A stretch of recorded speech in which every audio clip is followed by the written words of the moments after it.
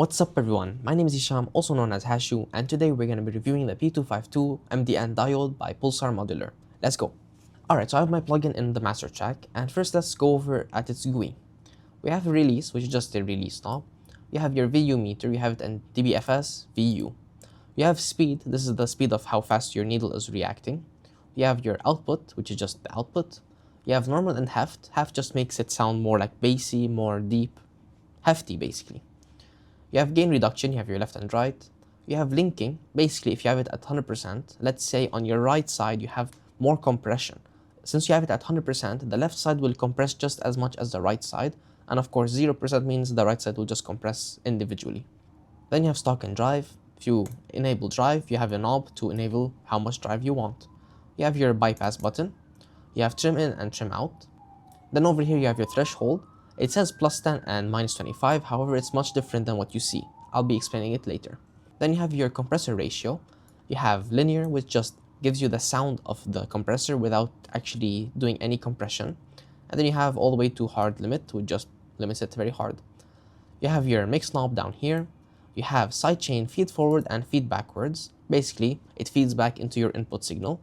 And then you have over here a knob that goes from 0 to 200, and that's a high pass filter. Then you have response time. Response time is actually pretty confusing, and it's best if you check the video I linked in the description where Mark Daniel Nelson explains it very well.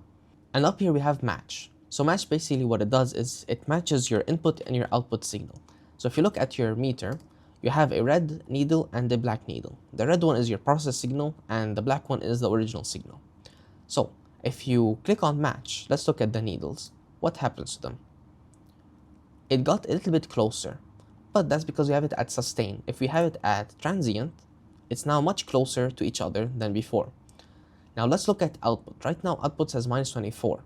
If I turn off match, the output now turned into -14, because basically what match does is behind the scenes it changes your output, but only when you turn it off does it actually show and apply it in your GUI. So now that we looked over at the GUI, let's explain some stuff. So down here at the threshold, it's actually not really a threshold. It does not touch your threshold, it actually touches your signal. Now why is that? Because this is a diode compressor, and the diode is just a component that you cannot change its threshold. It's just a certain threshold at a certain voltage, whatever the manufacturer has it as. So what you actually can do is increase your signal to reach that threshold instead of lowering the threshold to reach your signal. Since you cannot touch its threshold, you can only increase the signal. Now, what does this mean? You have +5, +10, and then 0. Now if you look, let's go to our default. If you click on default, you have it at 0. However, your output is at -9.5. Now if you play it, it's basically the needles are the same. So how come we have it at -9.5 and it doesn't sound much lower, 9.5 dB lower? Because 0 is actually 9.5 dB louder than the original. When you have it at 0, it's increasing your signal by 9.5. When you have it at 5, it's just increasing it by 5, and when you have it at +10, it's not touching your signal. So that's basically it. Now that you understand the plugin, let's see how it sounds.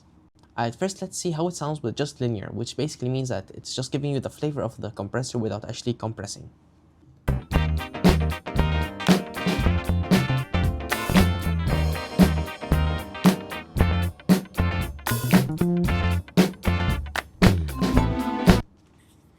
Alright, so what did we hear? I felt like it made it more clear. It made the bass definitely heftier, definitely like more rich, but also at the same time it made it feel like the gloominess was gone. It felt like with that disabled, it felt more gloomy. When I turned it on, it felt just more brighter. It felt like the clouds went away from the sky. Alright, next let's see how does it sound with some compression.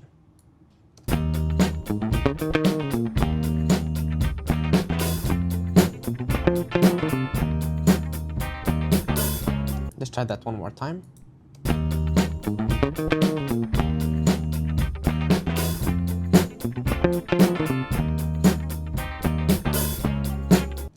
Alright, so what did I hear? I heard with it enabled, it felt like it was more in syrup. It felt like it was constrained, it felt like it was thicker.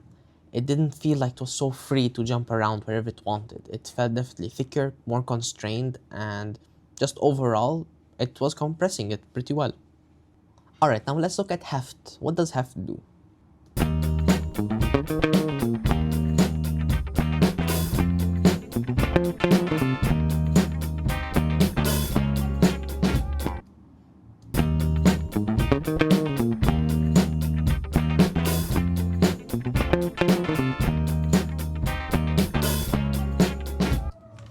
Alright, so just like the name, it felt heftier, it felt more dark and deeper and thicker, just felt like it was more bassy. It did not feel like it was thin. With normal, definitely felt more thin than heft.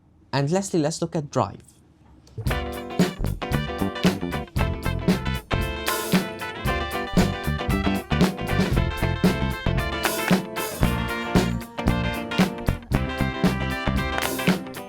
Let's try that one more time, but with it at maximum.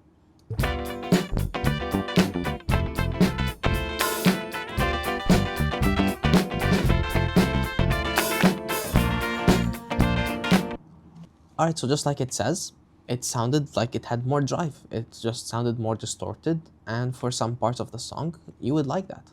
And that's all for today. Thank you guys for tuning in, and we'll see you in the next one. Goodbye.